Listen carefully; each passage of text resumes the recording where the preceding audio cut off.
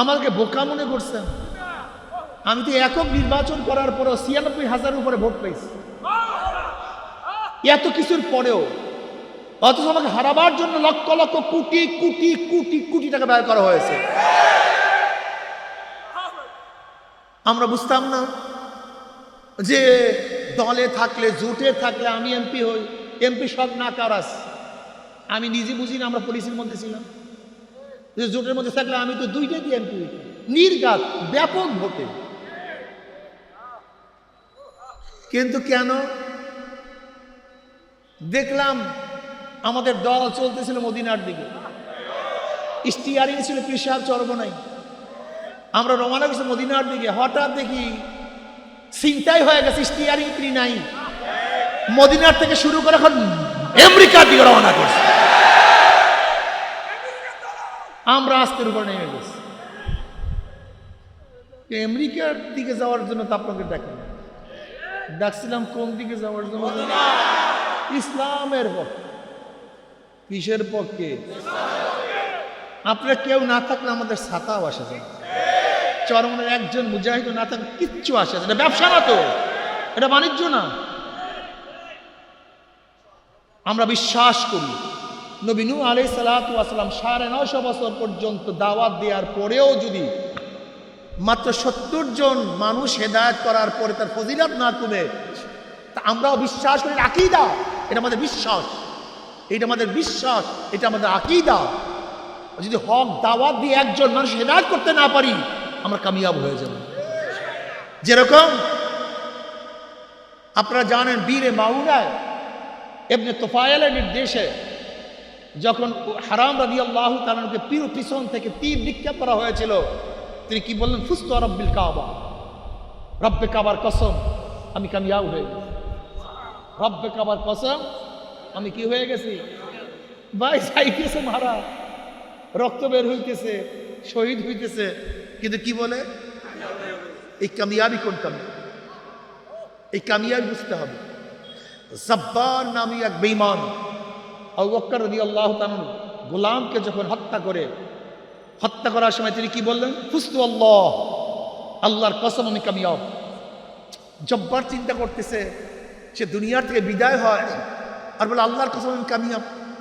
এই কামিয়াবি কোন কামিয়াবি? জব্বার একজনের কাছে প্রশ্ন করছে যে আমি দেখলাম তাকে হত্যা করছি আর তাকে আসমানে উঠায় নিতে আছে, কে যেন আসমানে উঠায় নিতে আছে, আর বলছে ফুস্তু আল্লাহ, আল্লাহর কসম আমি কামিয়াব। এই কামিয়াব কোন কামিয়াব? আমি তোকে হত্যা করছি, সে কিসের কামিয়াব? আমি তাকে মাইয়া ফেলাইছি, অথচ সে বলছে আল্লাহর কসম আমি কি কামিয়াব। এই কামিয়াবি কোন কামিয়াবি? আমি সফল। এই সফল কোন সফল? তখন তাকে জবাব দেওয়া হলো এটা জান্নাতের সফলতা। কিসের সফলতা? বলে আমাকে সেই বয়াত করান, ঈমান আনান, আমি সেই জান্নাতে যেতে চাই। আল্লাহ কি বলেন? ইন্নাল্লাহা আশতারা মিনাল মুমিনিনা আনফুসাহুম ওয়া আমওয়ালাহুম বিআন্না লাহুমুল জান্নাহ ইউকাতিলুনা ফি সাবিলিল্লাহ ফায়াকতুলুনা ওয়া ইউকতালুন। আল্লাহ পাক রব্বুল আলামিন মুমিনের জান এবং মালকে ক্রয় করেছেন কিসের বিনিময়ে? জান্নাত। তা মুমিনের মূল কি? জান্নাত। কথা কয় না। মুমিনের মূল কি? জান্নাত। ও না, মুমিনের মূল হইল এমপি, ও তাই মন্ত্রী, ও তাই প্রাইম মিনিস্টার, ও না তার ক্ষমতা। মুমিনের মূল কি? ইন্নাল্লাহা আশতারা মিনাল মুমিনিনা আনফুসাহুম ওয়া আমওয়ালাহুম বিআন্না লাহুমুল জান্নাহ।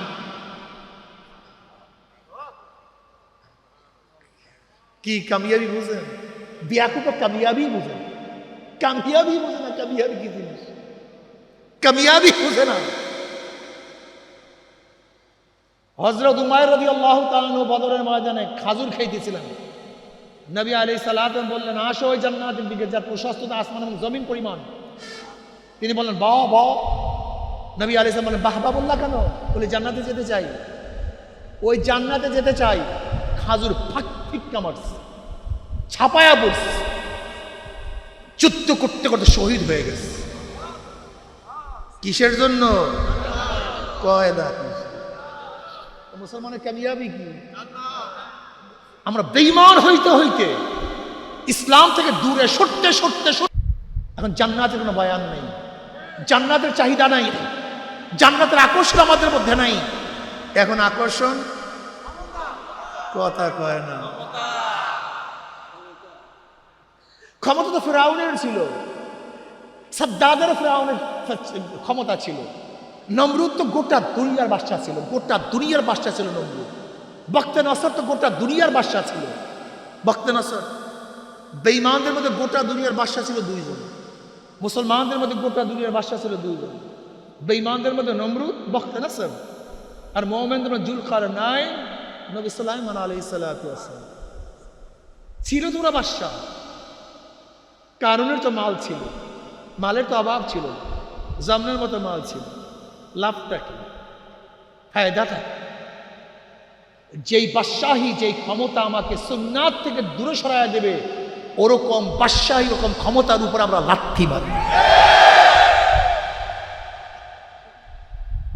আব্দুল্লাহ ইবনে হযরত আব্দুল্লাহ রাদিয়াল্লাহু তাআলা আনহু, আব্দুল্লাহ ইবনে হুযায়ফা রাদিয়াল্লাহু তাআলা আনহু যখন রোমের বাদশার সাথে দেখা করার জন্য গেছে, ঘটনা অনেক লম্বা, আপনারা জানেন। হেরাক্কাল ছিল একজন আহলে কিতাব, সে কিতাবের বহুত বড় আলেম ছিলেন, খ্রিস্টান ধর্ম পালন করতেন, বহুত বড় আলেম ছিলেন। হেরাক্কাল কিতাবের মধ্যে নবী আলাইহিস সালাতু ওয়াস সাহাবাদের চরিত্র, আখলাক, তাদের তবিয়া সম্পর্কে জানতেন। তারা ত্যাগী থাকবেন, লোভহীন থাকবেন, আল্লাহওয়ালা হবেন, তারা আশেকে নবী, আশেকে ইলাহি হবেন, এরকম তার জানা ছিল। এই জন্য তার খুবই আফসোস এবং খুবই আকাঙ্ক্ষা সে সাহাবাদের সাথে যেন দেখা সাক্ষাৎ করতে পারে। ঘোষণা দিয়ে দিছে, সাহাবারা কেউ যদি আমার এলাকার মধ্যে আসে আমার কাছে নিয়ে আসবে। আব্দুল্লাহ ইবনে হুযায়ফা রাদিয়াল্লাহু তাআলার নেতৃত্বে 40 জন সাহাবী যখন রোমে গেছেন, তাদেরকে অ্যারেস্ট করিয়া হেরাক্কালের দরবারে নিয়ে গেছে। ওমর ইবনে খাত্তাব রাদিয়াল্লাহু আনহু জমানায় হেরাক্কালের দরবারের মধ্যে ঢুকতে গেলে মাথা নত করে ঢুকতে হয়, মাথা নত করে ঢুকতে হয়। আব্দুল হুযায়ফা রাদিয়াল্লাহু আনহু যার মধ্যে ছিল জীর্ণ শীর্ণ জামা, ময়লা, রাজু কোনো পোশাক ছিল, সাধারণ পোশাক, একেবারে সাধারণ। আব্দুল হুযায়ফা রাদিয়াল্লাহু তাআলা দরবারে ঢুকবেন, কিন্তু কিভাবে ঢুকবেন? মাথা নত করতে হবে। কিন্তু মুসলমান আল্লাহ ব্যতীত কোনো বাদশার সামনে, কোনো সম্রাটের সামনে মাথা নত করতে পারে না। ঢুকবেন কিভাবে? আব্দুল হুযায়ফা রাদিয়াল্লাহু কি করলেন? পাও আগে বাড়াই দিচ্ছেন এরকমই। আপনি চিন্তা করতে পারছেন হেরাক্কালকে জানেন? তৎকালীন সময় গোটা দুনিয়ার মধ্যে দুইটা পরাশক্তি ছিল, একটা রোম আর একটা পারস্য। পারস্যকে পরাজিত করে একমাত্র সুপার পাওয়ার রোম, এর চেয়ে বড় শক্তি তৎকালীন সময় গোটা দুনিয়ার মধ্যে ছিল না। সবচেয়ে বড় শক্তি হেরাক্কাল, মাসনাদে বসা, আর তার সামনে ঢুকতেছে।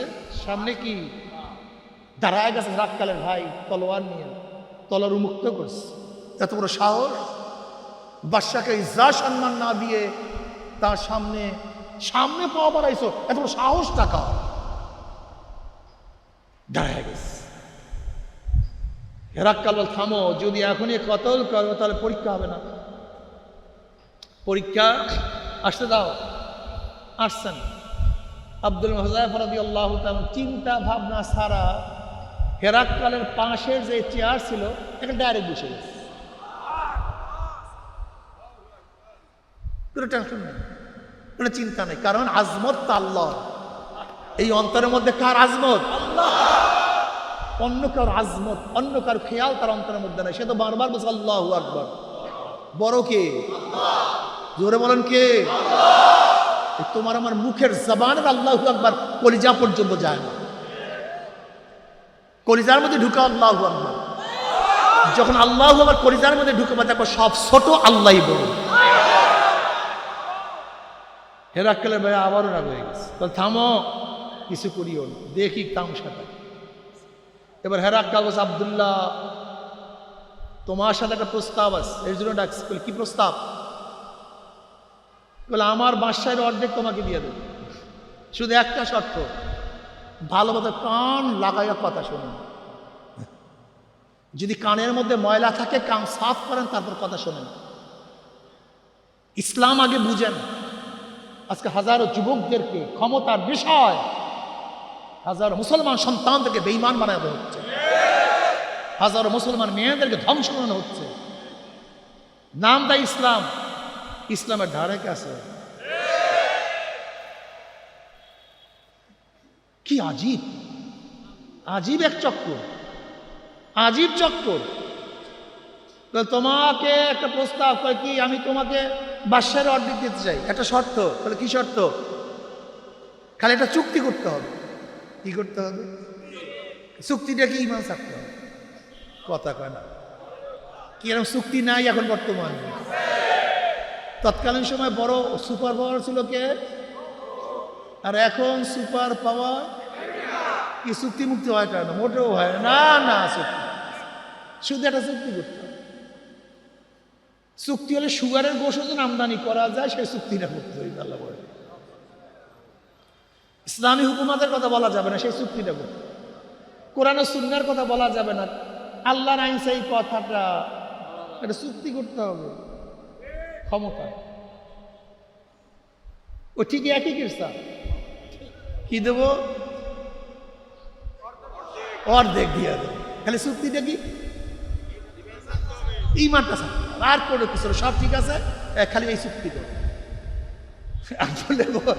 আব্দুল্লাহ হুযায়ফা রাদিয়াল্লাহু ওরে রাক্কাল অর্ধেক বাদশাহী দিন। বলে হ্যাঁ। বলে আরো শোনো, আরো শোনো, আরো শোনো, আরো শোনো, ঘটনা আরো আছে। বলে কি? বলে আমার শুধু একটা মেয়ে, সুন্দরী, সুশ্রী, আকর্ষণীয়, তাকে তোমার কাছে বিবাহ দেব।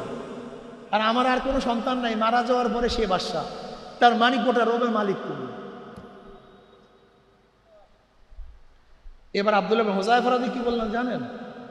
ওরে বেয়াকুব, তো রোম কেন, গোটা দুনিয়ার যদি মালিক বানায় দাও, তোর একটা সুন্দরী সুশ্রী মেয়ে কেন?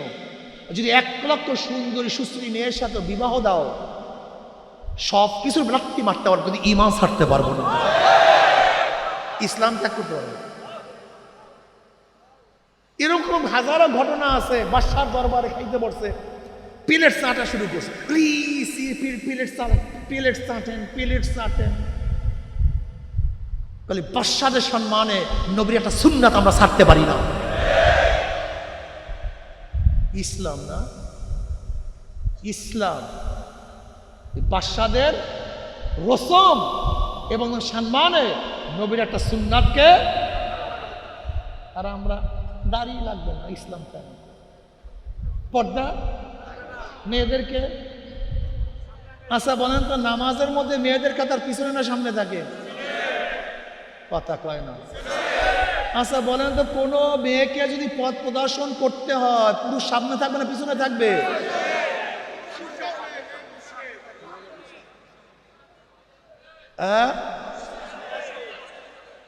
পুরুষ, মহিলারা।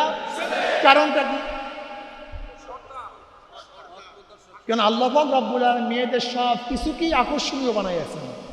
পিছন থেকে দেখলেও মেজাজ খারাপ হয়ে যেতে, মন খারাপ হতে।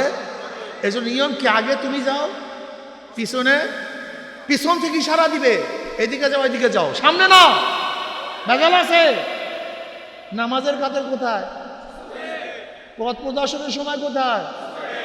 আর এখন মিছিলের সামনে। তা ইসলামের মধ্যে মেয়েরা থাকে পিছনে, আর যারা ইসলাম না তাদের মেয়েরা থাকে সামনে। এরপরও বুঝেন, এরপরও বুঝেন, পাগল হয়ে গেছেন। তোমাদের একজনের চরমনায় যাওয়ার দরকার নেই, একজন মুরিদের ব্যবসা চরমনায় যাওয়ার দরকার নেই। এই ব্যবসাই করি না, বাণিজ্যই করি না।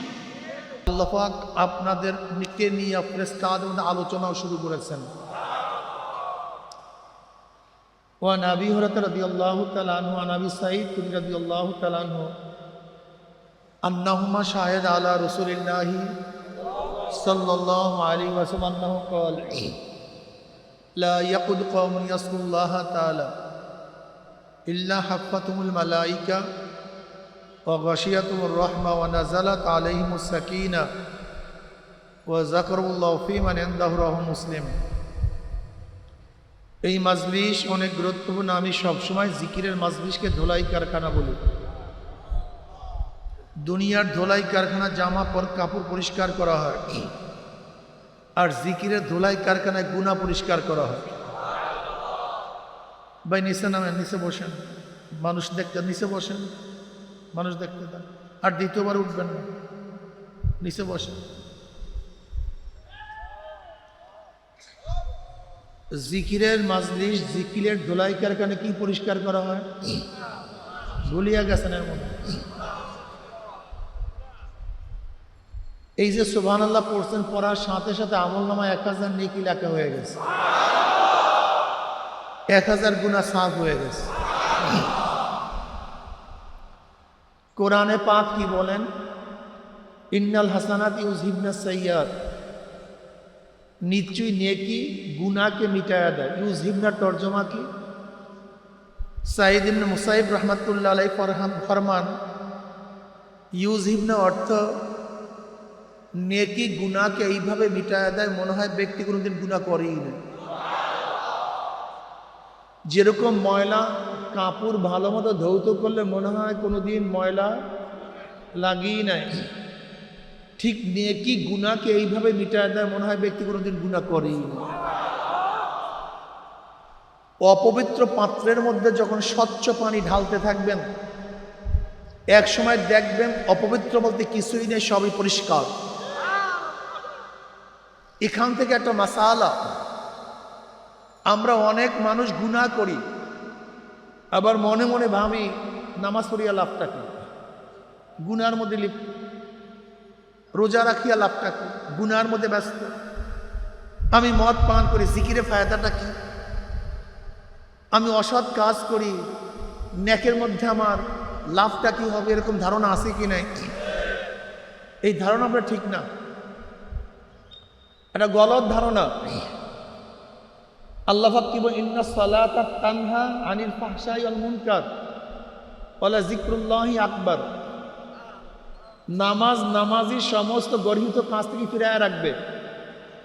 নামাজ নামাজিকে, কাকে?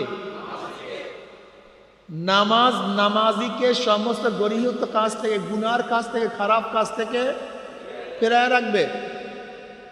আপনি ওই পাগলের মতো যেই বেয়াকুব শুধু জামার মধ্যে ময়লাই লাগায় কিন্তু ধোয় না, কিন্তু আর এক বেয়াকুব আছে ময়লাও লাগায় আবার ধৌতও করে। কি কথা ঠিক না? যারা জ্ঞানী তারা তো ময়লা লাগাই না। ঠিক আপনি এমন বেয়াকুব শুধু গুনাই করেন কিন্তু সাফ করার কোনো বন্ধাই আপনার মধ্যে নাই। বুদ্ধিমান ওই ব্যক্তি যেই ব্যক্তিতে গুনাহ হয়ে গেছে কিন্তু নেকের কাজে সারে না। ওই তুমি নেকের কাজ করতে থাকো, একদিন নেক তোমাকে গুনাহ থেকে ফিরায় দেবে। তুমি যত বড় অন্যায় করো না কেন, তুমি মসজিদে যাও, যত বড় অন্যায় করো না কেন মসজিদে যাও, জিকিরের মাজলিসে বসো, আল্লাহওয়ালাদের সোহবাতে বসো।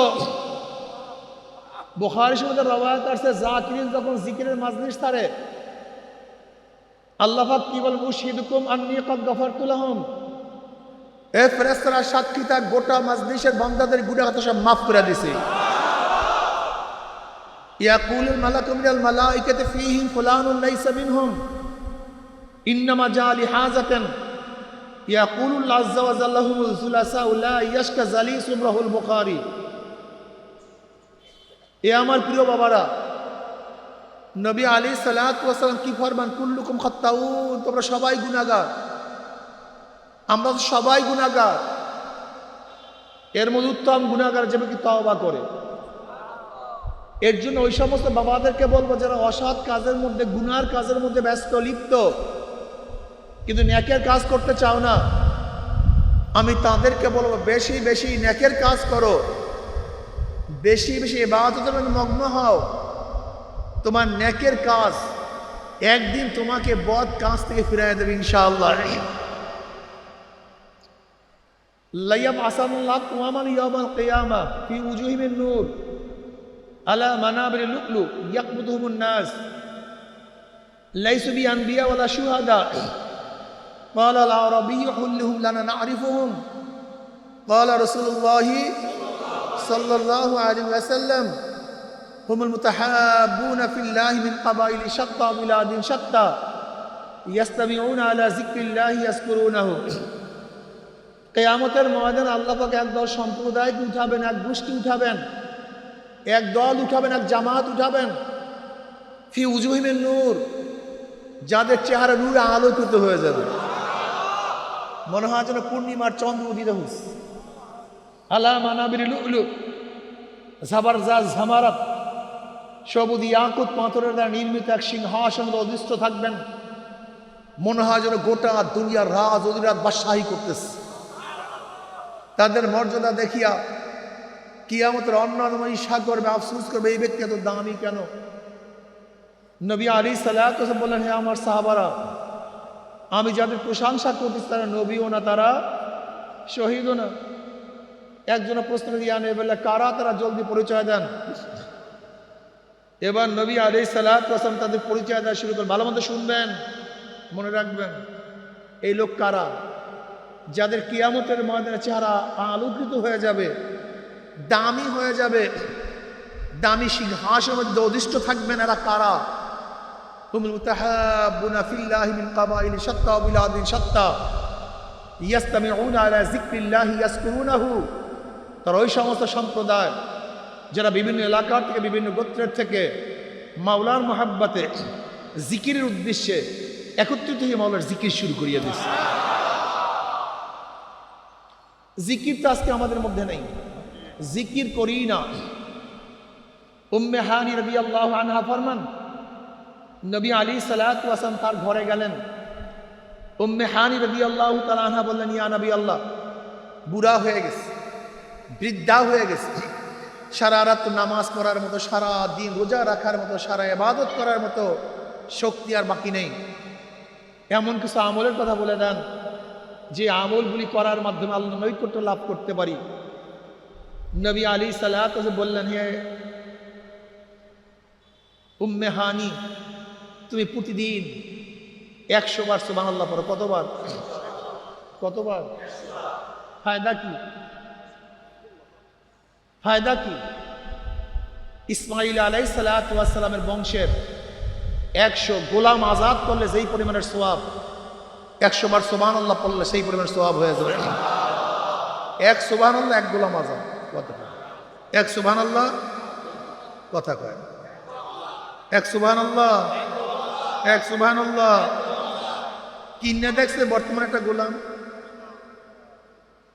উম্মে হানি, তুমি 100 বার আলহামদুলিল্লাহ পড়ো। কতবার? জিহাদের ময়দানে, আল্লাহর রাস্তায় 100 ঘোড়া দান করলে যেই পরিমাণের সওয়াব, 100 বার আলহামদুলিল্লাহ পড়লে এই পরিমাণের সওয়াব হয়ে যাবে। এক আলহামদুলিল্লাহ, এক ঘোড়া। কথা কয়, এক আলহামদুলিল্লাহ, এক আলহামদুলিল্লাহ। উম্মে হানি 100 বার আল্লাহু আকবার বড়। আল্লাহর রাস্তায় 100 উট জবেহ করলে, কুরবানি দিলে যেই সওয়াব, 100 বার আল্লাহু আকবার বলে সেই পরিমাণ সওয়াব হয়ে যায়। উম্মে হানি 100 বার লা ইলাহা ইল্লাল্লাহ পড়ো, আসমান জমিনের সমস্ত খালি জায়গায় নেকে ভরে যায়। অন্য রাওয়ায়াতের মধ্যে আছে, নবী আলাইহিস সালাতু ওয়াস সালাম বললেন, প্রতিদিন উহুদ পাহাড়ের মতো নেকি কে কামাই করতে পারো তোমাদের মধ্যে? বলে, সম্ভব না ইয়া নবী আল্লাহ, এত পরিমাণ সওয়াব কিভাবে কামাই করব? বলে, সুবহানাল্লাহ, উহুদ পাহাড়ের বরাবর নেকির সমান। আলহামদুলিল্লাহ ওই পরিমাণ, আল্লাহু আকবার ওই পরিমাণ, লা ইলাহা ইল্লাল্লাহ উহুদ পাহাড় পরিমাণ নেক আর নেক। বর্তমান জমানায় জিকির আসকার কথা কয় না, হ্যাঁ নাই, তাকায় থাকে, জিকির কর, বাকি জিকির কর, কোথার থেকে? মানে বেঈমানি হইতে হইতে, নষ্ট হইতে হইতে, দিন থেকে দূরে সরতে সরতে ইমাম বুখারী রাহমাতুল্লাহ তার কিতাবই শেষ করছেন। ওয়ান আবী হুরায়রা রাদিয়াল্লাহু তাআলা قال قال رسول الله সাল্লাল্লাহু আলাইহি ওয়াসাল্লাম কালিমাতান হাবিবাতান ইলার রহমান খফিফাতান আলাল লিসান সুকিলাতান ফিল মিজান সুবহানাল্লাহি ওয়া বিহামদিহি সুবহানাল্লাহিল আযীম। জিকিরের হাদিস দ্বারা তিনি কিতাব শেষ করছেন, অথচ জিকির আমাদের মধ্যে একেবারেই নাই। জিকির নেই। ইসলামী আন্দোলন করতে গিয়ে হাজারো মুজাহিদরা জিকির ছাড়িয়ে দিস। ইসলামী আন্দোলন করতে গিয়ে হাজারো মুজাহিদরা পাগড়ি ছাড়ছে। ইসলামী আন্দোলন করতে গিয়ে হাজারো মুজাহিদরা হালকা জিকির তালাক দিস। মাসিক ইস্তেমায় যায় না। তার মানিটা কি? তুমি কি বুঝছো ইসলাম? তোমাকে ইসলাম বুঝাইছে কে? তোমার সমস্যা তুমি নিজেই বুঝো নাই। মুসলমানরা বর্তমানে ইসলাম বুঝে না, ক্ষমতা বুঝে। কি বুঝে? মুসলমানরা কি বুঝে না, বোঝে কি? ক্ষমতা। অথচ নবী নূহ আলাইহিস সালাতু ওয়াস সালাম 950 বছর দাওয়াত দিচ্ছেন। কত বছর? 1 বছর, 2 বছর, 100 বছর, কত বছর? 950 বছর দাওয়াত। আউয়ালুর রাসূল তিনি আউয়ালুর রাসূল, আদমে সানি। ইন্না আওহাইনা ইলাইকা কামা আওহাইনা ইলা নূহি ওয়া নাবিয়্যিনা মিন বাদি। আমার নবী আলাইহিস সালাতু ওয়াস সালামের ওহীর তুলনা যার সাথে করা হয়েছে, সেই নবী নূহ আলাইহিস সালাতু ওয়াস আউয়ালুর রাসূল, তার মাধ্যমে গোটা দুনিয়া দ্বিতীয়বার আবাদ হয়েছে। হাম সাম ইয়াফাস, এই 3 সন্তানের মাধ্যমে গোটা দুনিয়া আবাদ হয়েছে। এই 950 বছরের মধ্যে দাওয়াত দিয়ে কোন রওয়ায়াতের মধ্যে আসছে মাত্র 40, কোন রওয়ায়াতের মধ্যে আসছে 70, কোন রওয়ায়াতের মধ্যে আসছে মাত্র 80 জন লোক হেদায়েত করতে পারছে। কতজন? ফজিলাত কমছে? নবুয়তে গেছে? রিসালাত কিচ্ছু হয় নাই। ফজিলাত কমে নাই, মর্যাদা কমে নাই। তোমার ফাইজলামির দরকারটা কি? নিয়ে ফাইজলামির তোমার দরকারটা কি? ইসলাম বুঝো না ফাইজলামি বুঝছো? যদি নবী নূহ আলাইহিস সালাতু ওয়াস সালাম 950 বছর দাওয়াত দেওয়ার পরেও সর্বোচ্চ 80 জন মানুষ হেদায়েত করলে তার ফজিলাত না কমে, তার রিসালাতের কোনো কমতি না হয়, নবুয়াতি না যায়, তো তুমি আমি এত ব্যস্ত হয়ে গেছি। ঘটনা দেখ, পাগল হয়ে গেছে। দিন বুঝো নাই, বুঝছো ক্ষমতা। ইব্রাহিম বিন আদম রহমতুল্লাহ আলাইহি, ইব্রাহিম বিন আদম রহমতুল্লাহ আলাইহি তাসাউফের এমন কোনো কিতাব নাই, এমনকি আকাবেরদের এমন কোনো কিতাব নাই যার ওয়াকিয়া কিতাবের মধ্যে নাই। ইব্রাহিম বিন আদম রহমতুল্লাহ আলাইহি শুধু বাদশাহ ছিলেন না, তাসাউফের বড় ইমাম ছিলেন। তিনি বলকের বাদশাহ ছিলেন। বলকের কি ছিলেন? কি ছিলেন না? বলকের বাদশাহী ছাড়ছেন কি ছাড়েন নাই? কাকে পাওয়ার জন্য? কথা বলেন। বাদশাহী ছাড়ছেন, আর আমরা আল্লাহকে ছাড়ি বাদশাহী পাওয়ার জন্য। পার্থক্যটা বুঝে নেই, পার্থক্যটা বুঝি। ইব্রাহিম বিন আদম রহমতুল্লাহ আলাইহি বাদশাহী ছাড়ছেন কাকে পাওয়ার জন্য, আর আমরা আল্লাহকে ছাড়ি। এই হলো পার্থক্য, আর কিচ্ছু না, আর কিচ্ছু না। এই চরমনাই ওয়ালাদের অনেকে গালি দেন। গালি তো দেন যেমন তেমন গালি না, জমনের মতো গালি দেন। এমনকি আমাদের লোক, এরা বিভ্রান্তির মধ্যে পড়ে গেছে, সমস্যার মধ্যে পড়ছে। চরমনাইওয়ালার ধোঁকাবাজ না, আপনাদেরকে চালান করিয়া ব্যবসা করার তালে আমরা লিপ্ত থাকি না, ভালো কথা বুঝবেন। আপনাদেরকে চড়াইয়ে ক্ষমতায় যাওয়ার সিঁড়ি হিসেবে ব্যবহার করতে চাই না। কারণ আমাদের আকীদা, আমাদের বিশ্বাস, আমাদের আকীদা, আমাদের বিশ্বাস এই যে বয়ান করব, কে নামাজ পড়বেন কে নামাজ পড়বেন আমার দায়িত্ব না। কে রোজা রাখবেন কে রোজা রাখবেন এই দায়িত্ব আমার না। কে দাড়ি রাখবেন কে দাড়ি রাখবেন এই দায়িত্ব আমার না। আমার দায়িত্ব আমা আলাইনা ইল্লাল বালাগ। একজনও নামাজ পড়বেন না, কিয়ামতের ময়দানে আমাকে প্রশ্ন করবেন না, আল্লাহ নামাজ পড়ালি না কেন? একজনও দিন পালন করবেন না, আল্লাহ পাক কিয়ামতের ময়দানে আমাকে প্রশ্ন করবেন না, দিনদার বানালি না কেন? আল্লাহ পাক কি প্রশ্ন করবেন? দেখি শুধু দাওয়াত? কি দাওয়াত? দাওয়াতের সাথে আরেকটা কি দাওয়াত বলেন তো? হক দাওয়াত, সহি দাওয়াত। দিনের সহি দাওয়াত পুষাইলি কি পুষাইলি না, বাস। যদি আমি সহি দাওয়াত পুষাই, একজনও নামাজ না পড়েন, এটা আমার কিছু আসে যায় না। লাস্তা আলাইহিম বিমুসাইয়ির, আমি দারোগা না। ইসলামী হুকুমত কায়েম আমাকে করতেই হবে। এই জিম্মা নিয়ে আমি আসিনি। এই জিম্মা নিয়ে আমি কি জিম্মা নিয়ে আসছি? সর্বোচ্চ চেষ্টা। জোরে বলেন কি? আমার কাজ কি? হুকুমত কায়েম করার দায়িত্ব কার? বোঝেন নেই, বয়ান বোঝেন। আচ্ছা বলেন তো, এইমাত্র ইশারা নামাজ পড়ছি আমরা, পড়ছেন? আচ্ছা, ইশারা নামাজ কবুল হয়েছে কে কে বলতে পারেন? বললেন কেন? আজীব ব্যাপার, যেটা কবুল হয়েছে কারণ আমি জানি না, সেটা পড়লেন কেন? আচ্ছা, আমরা রোজা রাখি নাই, কবুল হয়েছে কে কে জানে? রোজা রাখলেন কেন? আমরা হজ করি নাই, কবুল হয়েছে কে কে জানেন? হজ করলেন কেন? ওরে বেয়াকুব, নামাজ কবুল হওয়া এবং না হয় এটা আমার দায়িত্ব না। আমার দায়িত্ব হলো আল্লাহ পাক যেইভাবে নামাজ আদায় করার জন্য হুকুম করছেন, ঠিক ওইভাবে নামাজ আদায় করা। কবুল করা এবং না করার মালিক কে? আমার দায়িত্ব যেইভাবে আল্লাহ পাক হুকুম করেছেন সেইভাবে রোজা রাখা। কবুল করা এবং না করার দায়িত্ব কার? ঠিক আমার দায়িত্ব শরিয়া অনুযায়ী ইসলাম হুকুমত কায়েম করার চেষ্টা করা। হোক তো না হোক, এটা আমার দায়িত্ব না। তোমাকে ফাইজলামি করতে বলছে কে? ইসলাম হুকুমত কায়েম করতে গিয়ে দাড়ি ফলাইয়া দাও। ইসলাম হুকুমত কায়েম করতে গিয়ে দাড়ি ছাটিয়া ফেলাও। ইসলাম হুকুমত কায়েম করতে গিয়ে তুমি টুপি ফালাইয়া দাও। ইসলাম হুকুমত কায়েম করতে গিয়ে সুন্নত বাদ দিয়া দাও, হেকমা হেকমা করো। ইসলাম হুকুমত কায়েম করতে গিয়ে তুমি পর্দার মতো ফরজকে জবাই দাও। এই ফাইজলামি তোমায় করতে বলছে কে? এটা আমাকে বলো তো আগে। হুকুমতটা কি? হুকুমত হলে কি হবে? যদি আপনি ক্ষমতা যান, আপনার কাজটা কি? আল্লাহ পাক বলেন, আল্লাহ পাক বলেন, আল্লাযীনা ইম্মাক্কান্নাহুম ফিল আরদ আকামুস সালাহ ওয়া আতাউয যাকাত ওয়া আমারু বিল মারুফ ওয়া নাহাউ আনিল মুনকার। ওরা ওই গোষ্ঠী, ওই জাতি, ওই ব্যক্তি, আমি যদি তাদেরকে ক্ষমতা দিতাম, আল্লাযীনা ইম্মাক্কান্নাহুম ফিল আরদ, আমি যদি তাদেরকে ক্ষমতা অধিষ্ঠ করতাম দুনিয়ার মধ্যে, তাদের কাজটা কি? এক নম্বর কাজ কি? নামাজ কায়েম করবে। জোরে বলেন কি? নাম্বার 2, যাকাত আদায় করবে।